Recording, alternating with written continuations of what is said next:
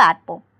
கவசத்தின் 11வது வரி வாசவன் மருகா வருக வருக என அமைந்துள்ளது. இங்கே வாசவன் என்ற சொல் இந்திரனை குறிக்கிறது. மருகன் என்ற சொல் இந்திரனின் மருமகனாகிய நம் முருகப்பெருமானை குறிக்கிறது. இந்திரனின் மகளான தேவசேனாவை மணந்ததால் நம் இறைவன் இங்கே வாசவன் மருகா வருக வருக என அழைக்கப்படுகிறார்.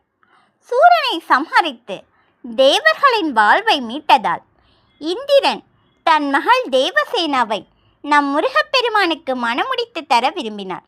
திருப்பரங்குன்றத்தில் வடிவேல் இறைவன் தன் தேவி தெய்வானையோடு அமர்ந்திருக்கும் திருமண திருக்கோலத்தை இந்திரனும் தேவாதி தேவர்களும் கண்டு கண்ணார தொழுதார்கள். பிரம்மா முதலியோர் திருமண வேள்விச் சடங்கை நடத்த நம் குமரவேல் தேவசேனாவின் கழுத்தில் திருமாங்கல்யத்தை அணிவித்தார். தேவர்களும் முனி